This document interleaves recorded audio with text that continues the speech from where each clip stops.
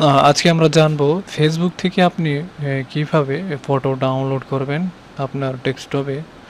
তো ভিডিওটি অবশ্যই শেষ পর্যন্ত দেখবেন আর চ্যানেলটি সাবস্ক্রাইব করবেন এবং পাশে থাকা বেল আইকনটি বাজিয়ে দেবেন পরবর্তী নোটিফিকেশন পাওয়ার জন্য। প্রথমত আমরা একটি ব্রাউজার ওপেন করে নেব এখান থেকে।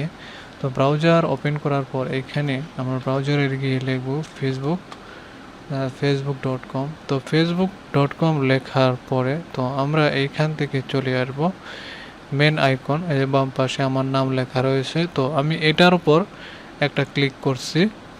ক্লিক করার পর এইখানে আমি ফটো দেখতে পাচ্ছি যে ফটো।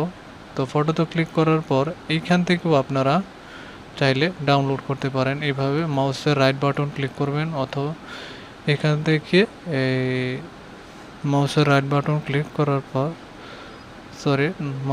আমি মাউসের রাইট বাটন ক্লিক করছি। ক্লিক করার পর যে ডাউনলোড অপশন আসছে, তো আমরা এইভাবেও কিন্তু ডাউনলোড করতে পারি। তো ডাউনলোডে আমরা ক্লিক করলাম। ব্রাউজার দিয়ে এটা কিন্তু আপনার ফটোটা কিন্তু ডাউনলোড হয়ে গেছে। তো আমরা যদি ওপেন করি তো এটা কিন্তু হয়ে গেছে। তো আমরা চাইছি যে আমরা এটা বেঁকে যাব। বেঁকে যাওয়ার পর আমরা এখানে আবার ক্লিক করব। আর ডাউনলোড করার অন্য একটা সিস্টেম দেখিয়ে দিই।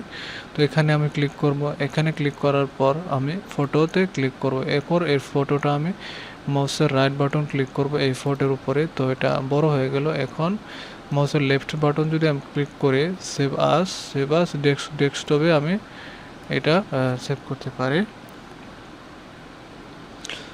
পিসি নাম দিলাম এটা একটা। তো এটা আমি ডেস্কটপে সেভ করব। তো এই যে দেখেন এটা সেভ হয়ে গেছে। আমি এখন ওপেন করে দেখাচ্ছি। তো এটা কিন্তু ওপেন হয়েছে। আমি ডেস্কটপে যদি চেক করি, এখন এগুলো কেটে দেব। তো দেখেন এখানে এই যে এখানে ছবিটা আসছে, তারপরে এখানে একটা ছবি আসছে। তো আমরা এই ভিডিওতে জানলাম কিভাবে ফেসবুক থেকে আপনি ছবি ডাউনলোড করতে পারেন। আপনি কিন্তু আরডিএম দিয়েও ডাউনলোড করতে পারেন। সেক্ষেত্রে যদি আরডিএম না থাকে তাহলে এইভাবেই আপনারা ডাউনলোড করবেন। তো ভিডিওটি শেষ পর্যন্ত দেখার জন্য ধন্যবাদ জানাচ্ছি আপনাদের। আর আপনি যদি এই চ্যানেলে নতুন হয়ে থাকেন, সাবস্ক্রাইব করে না থাকেন, তাহলে চ্যানেলটি অবশ্যই সাবস্ক্রাইব করবেন।